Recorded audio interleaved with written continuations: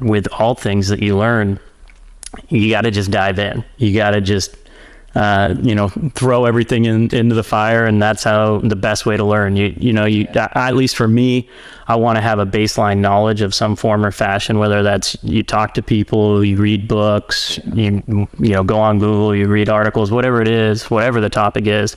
But no matter what, you have to dive in. You have to just get your feet wet and just learn through doing.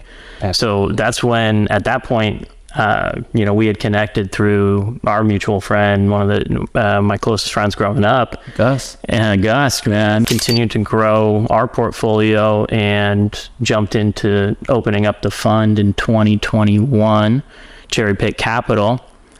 And really the idea there was that we wanted to scale, knew we wanted to pull in outside, investment to be able to continue down that path of growing our portfolio. But also the other piece of that's important is to be able to help friends, family, other folks that don't have access to the deals that we're finding. Yeah. I would do walks with my mom around the neighborhood all the time, and I'd be walking around, and there's like our house, we were in a nice neighborhood, but we were, probably the shittiest house on, a really nice neighborhood or whatever. So I'd always look at the other houses and say, like, man, what do these people do? What do these people do? How did they get to that point? For sure. And far too often, somebody would just come, like my mom would say, oh, they're in commercial real estate. I'm like, what does that mean? I don't know. I'm 8 years old and just walking around like, oh man, well, I want to know more about this. How do these people keep doing this?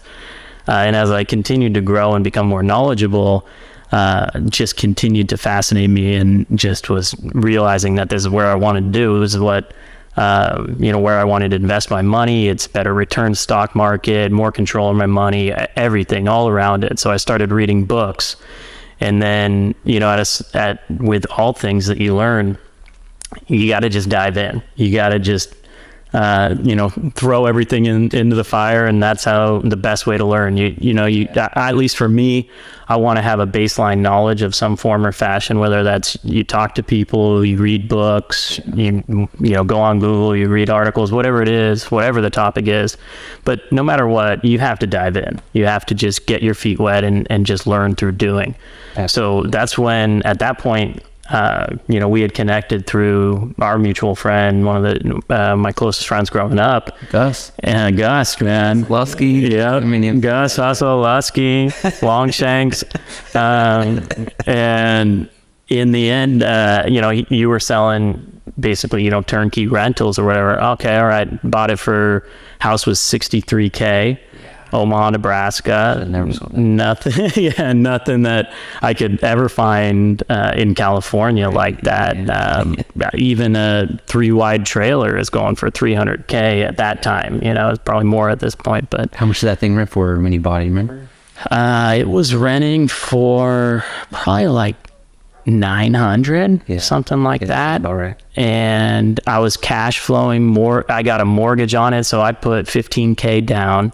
Got a mortgage for the remaining $50, and then was cash flowing at probably $400 a month. Yeah, that's killer. So just absolutely crushing it from, this is great. This is, wonderful. There's a property manager out there working on this. And there's been some hiccups along the way, mainly around just management of the property and not being there to see it, and all of those challenges that at some point we'll talk about, just challenges with external property manager, why we have everything internal now. That's a whole episode for sure. Yeah, 100%. But anyway, so that property now just appraised at $140K. Still own it. That was 2017. So over doubled in value over the last 5 years. So between the cash flow and tax benefits, you really haven't done anything to that. You've worked on the property, like rehab the property, not you yourself. Yeah. That's been really passive for you, and that's a chunk of money. It's in that amount of time. Great. Yeah, absolutely. And so it got my feet wet. It got, us connected or whatever, but really just I started to learn the process. And even just the process of buying a property is something that, in my opinion, should be taught in school. Absolutely. I don't want to learn about Mediterranean history of the 1800s. I want to learn, how do I buy a house? How do I support my family? How do I, make my life better? And through real estate would be one of those. And buying a house is what most people do at some point in their life. So why you would not teach that is beyond me. Yeah. Anyway, another episode. Yeah, another episode. But, nonetheless, it got my feet wet, and eventually, continued to stay very interested in real estate. And then we stayed connected over those next couple years. And then we were having a long conversation one day about, I'm interested to go into multifamily. You were interested to jump from single family into multifamily. And so both of us dove head deep into multifamily, picked up 12-unit building and a 14-unit building in one swoop.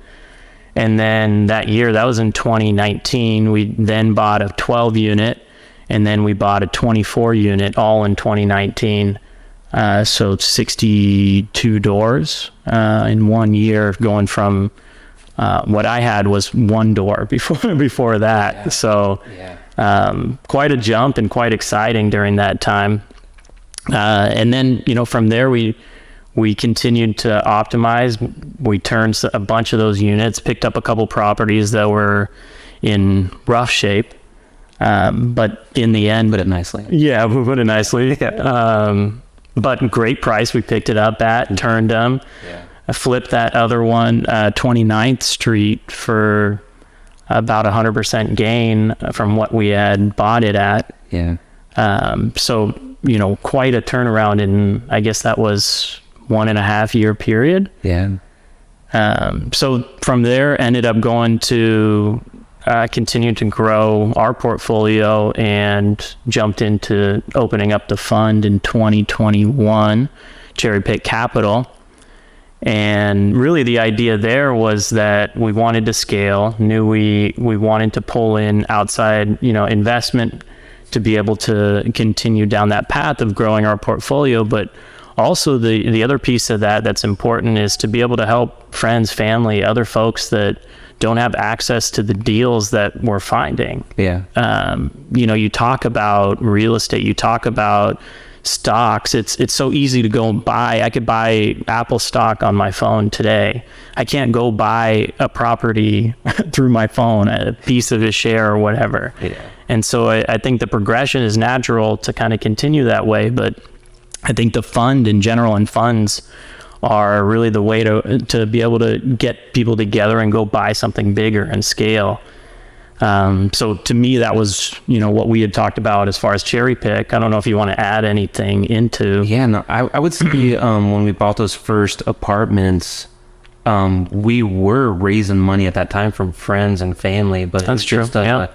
Definitely handshake type deals. We had some paperwork in place with some people. Just, hey, you know me, handshake. This is what we're gonna do, and we pulled through on what we said we're gonna do. But yeah, like you're saying, to really scale up, you can't scale up doing handshake types of deals with people. You can with a certain inner circle that you have, but to really get your shit together and scale up, you need to form a fund and be able to raise money the right way per SEC guidelines and whatnot. Yeah, absolutely. Good point.